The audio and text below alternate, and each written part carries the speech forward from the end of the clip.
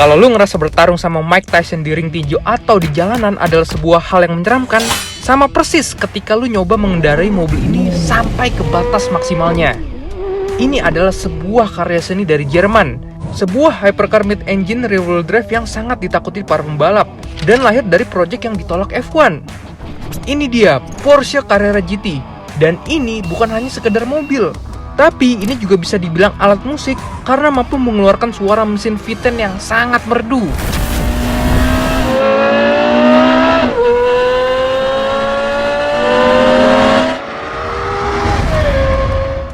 Hampir semua car antusias dan pembalap sangat menyukai mobil ini, meskipun mobil ini hampir mencelakai mereka. Karena mobil ini 100% murni drivernya yang mengontrol, tenaganya gede, nggak ada stability control, serta nggak ada airbag.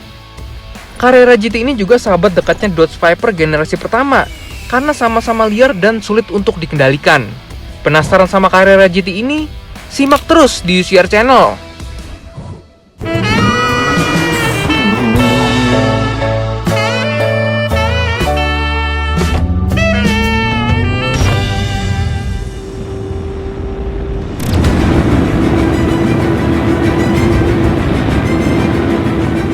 Die Anfahrt zur Indianapolis-Kurve, Eingang im 4. Gang. Charging 2. Who will finish second? I was running with the 4.5 liter engine against all the 5 liter Ferrari. Merek Porsche, sebuah brand asal Jerman yang layak dijuluki masterpiece. Dengan konfigurasinya yang populer banget dengan mesin flat six yang merdu dan ditempatkan di belakang, berhasil ngebantai sport car pesaingnya di lintasan balap pada era 70-an hingga 80-an. Seperti Ferrari, Alfa Romeo, Alpine, hingga Mercedes-Benz. Yap, bisa dibilang prestasinya ini bener-bener banyak banget di dunia balap, mulai dari balap touring hingga balap endurance atau ketahanan 24 jam, seperti di Nürburgring, Sebring, hingga Le Mans. Bahkan ya dari dulu sampai sekarang, angka kemenangan Porsche ini masih terbanyak di setiap balap endurance. Gokil gak tuh?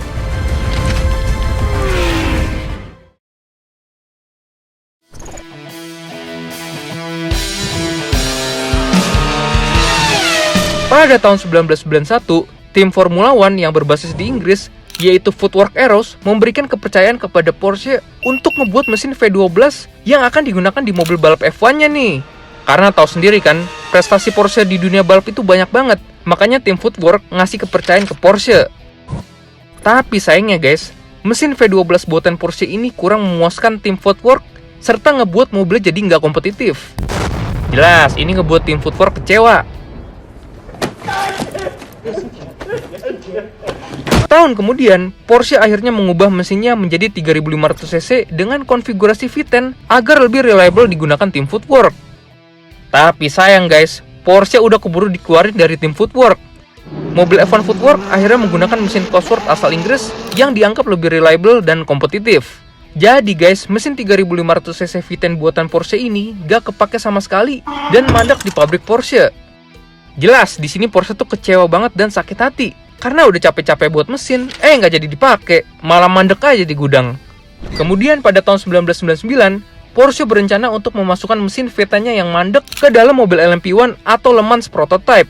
Sebuah mobil yang mengikuti kelas sangat bergengsi dan paling tinggi di 24 Hours of Le Mans. Kapasitasnya naik, yang tadinya cuma 3500 cc V10, sekarang menjadi 5500 cc V10. Namun karena Porsche dan Audi ada di dalam Volkswagen Group, yang dimana Volkswagen Group ini memiliki wewenang segalanya, jadi dia bebas mau ngapain aja.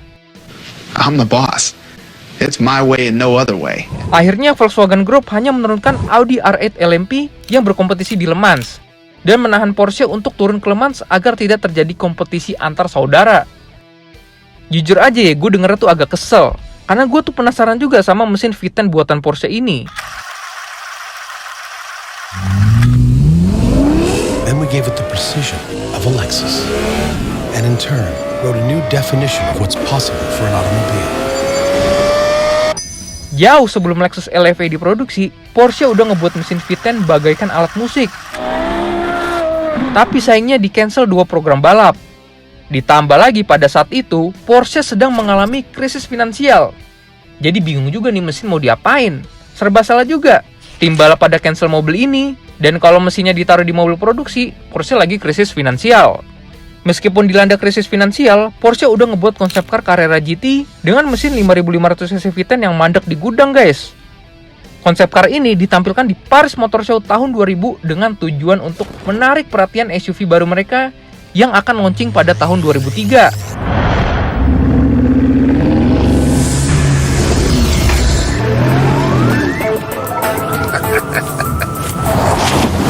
Pada tahun 2003, akhirnya Porsche jualan lagi nih biar makin cuan, yaitu dengan memproduksi sebuah SUV sport bernama Porsche Cayenne. Sebuah SUV kencang yang sangat digemari masyarakat Jerman. Desain berwibawa, bisa angkut banyak, dan bisa melaju 240 km/jam dengan nyaman. Makanya waktu awal launching, mobil ini mendapat respon positif dari media dan masyarakat. Udah gitu guys, penjualannya laris manis. Cuan Porsche semakin banyak. Karena profit melonjak, akhirnya Porsche jadi memproduksi Porsche Carrera GT pada tahun 2004. Dan tentunya menggunakan mesin V10 yang terdiam dan di-cancel 2 program balap. Untuk mobil yang diproduksi, kapasitasnya naik. Yang tadinya 5500cc V10, sekarang menjadi 5700cc V10 tanpa turbo, pakai konfigurasi mid-engine rear-wheel drive dengan transmisi 6 percepatan manual. Tenaganya itu 612 horsepower dan torsinya 590 Nm. Ini mobil betul-betul dibuat untuk yang cinta mengemudi tanpa peduli dengan fitur-fitur yang canggih ataupun mewah. Bisa dibilang, ini 100% drivernya yang ngontrol. Karena di mobil ini hampir nggak ada assist apapun. Nggak ada stability control yang mencegah mobil slip atau tergelincir. Jadi kalau lu pacu terus mobil ini di tikungan, potensi oversteer itu gede banget. Udah gitu, dia pakai kopling dan flywheel yang pada zamannya termasuk inovatif, tapi menuai banyak kontroversi. Karena dia pakai kopling twin plate ceramic composite clutch yang bobotnya itu enteng banget serta daya tahannya kuat. Ini kopling sama flywheelnya ukurannya itu benar-benar kecil jika dibandingkan dengan mobil kebanyakan. Sebenarnya tujuannya itu untuk mengurangi bobot rotasi, sehingga bisa mencapai RPM tinggi dengan sangat cepat. Cuma ya itu, kalau lo pakai nyantai, ini kopling agak jerky atau terlalu sensitif. Buat yang belum biasa itu suka ngestol saat stop and go.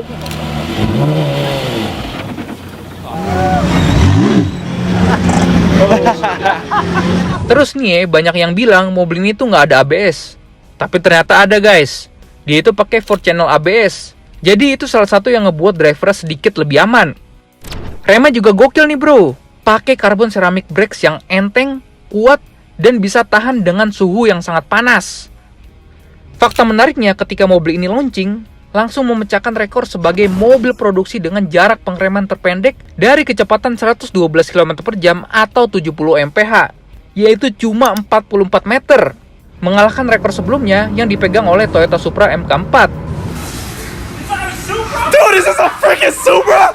Udah gitu, untuk memperkuat downforce, mobil ini pakai active rear wing yang akan naik secara otomatis ketika melaju lebih dari 120 km/jam. Yang layak untuk diapresiasi dari mobil ini adalah penggunaan material sasisnya. Karena mobil ini pakai sasis monokok dari bahan carbon fiber. Jadi udah pasti mobil ini tuh super duper enteng, rigid, dan gak kalah kuat. Karena bobotnya itu cuma 1,3 ton. Well, ini bukan pertama kali dalam mobil produksi yang menggunakan sasis carbon fiber. Karena Mercedes SLR McLaren udah duluan. Kemudian Pagani Zonda juga udah duluan pakai sasis carbon fiber. Interiornya kalau dilihat-lihat itu nggak ada fitur-fitur canggih seperti di Porsche lainnya.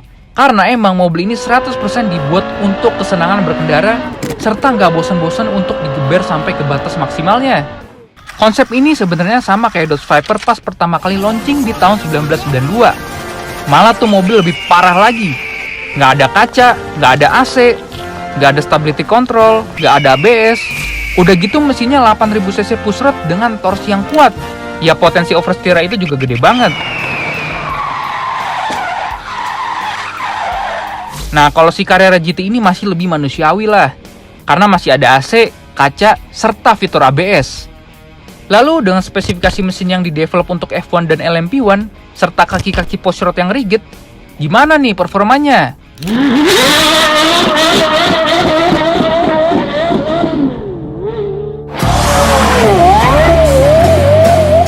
Porsche Carrera GT ini hanya menempuh waktu 3,5 detik dari 0 ke 100 km per jam. Serta quarter mile-nya itu hanya 10,9 detik. Ya, gue tahu angka itu termasuk biasa aja untuk standar sekarang. Tapi untuk standar tahun 2004, mobil ini bener-bener kencang banget dan mengerikan. Bayangin aja pakai transmisi 6 speed manual dengan kopling twin plate tanpa stability control apapun. Kalau orang awam nyoba, udah melintir duluan. Udah gitu untuk top speed, mobil ini bisa melaju 334 km per jam. Bukan yang terbaik, karena kalau dibandingin sesama mobil NA, itu masih lebih kencang McLaren F1 dan Mercy CLK GTR Super Sport. Kemudian hasil time attack di sirkuit terseram di dunia, aka Nürburgring Nordschleife, Carrera GT ini masih menempuh 7 menit 28 detik.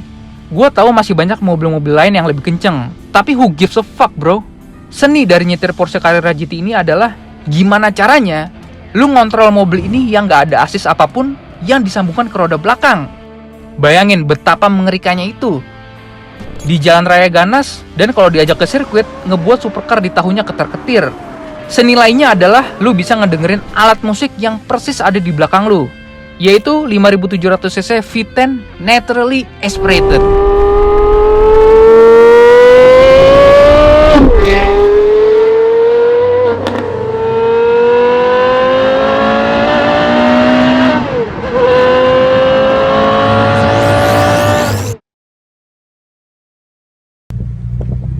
What car is that? Ferrari, dude. Fast and Furious actor Paul Walker died from a combination of traumatic injuries and burns. That's the finding of the LA coroner. Walker died Saturday when the Porsche he was riding in crashed and burst into flames. Paul Walker died in a car most of us could only dream of. Very hard car to drive. It's pure racer's car. You really need to know what you're doing when you drive them, and a lot of people are learning the hard way. Seperti yang gue bilang sebelumnya, bahwa mobil ini benar-benar sangat berbahaya jika dipacu ke batas maksimalnya, serta banyak pengendara yang celaka akibat dari karakter mobil ini sendiri. Sebenarnya guys ya, banyak faktor yang ngebuat pengendara itu banyak yang celaka menggunakan mobil ini. Dan kita nggak bisa sepenuhnya nyalain nih mobil. Memang karakter mid-engine rear-wheel drive dengan power yang melimpah tanpa assist apapun, potensi hilang kendalinya itu gede banget. Apalagi jika berada di tangan orang yang salah. Biasa nyetir mobil daily yang praktis dan ekonomis, disuruh ngebut pakai mobil ini, ya bahaya lah. Atau biasa nyetir mobil sport canggih yang kebanyakan assist, tiba-tiba disuruh pacu mobil ini, ya potensi kecelakaannya tinggi juga. Jangankan orang awam, pembalap profesional rally kelas dunia, yaitu Walter Roll, mengatakan bahwa ini adalah mobil pertama kali yang ngebuat dia ketakutan saat mencoba ke batas maksimalnya. Dan pada 30 November tahun 2013, aktor Hollywood kelahiran California yaitu Paul Walker tewas bersama rekannya yaitu Roger Rodas saat mengemudikan Porsche Carrera GT di kota Santa Clarita State, California. Roger Rodas yang memacu Porsche Carrera GT dengan kecepatan 150 km per jam di jalanan umum tergelincir dan bagian belakangnya terbentur tiang hingga terbakar.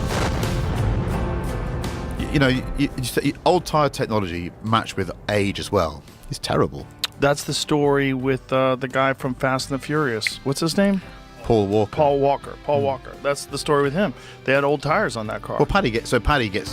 Setelah diselidiki, ternyata penyebab mobil tergelincir adalah kondisi ban yang usianya udah 9 tahun alias udah tua. Jelas, ini gampang banget kehilangan grip yang menyebabkan oversteer. Intinya selama kondisi teknis mobil ini baik dan sesuai standar, serta drivernya ini memiliki pengalaman yang banyak mengendarai mobil-mobil kencang, potensi hilang kendali di mobil ini semakin berkurang.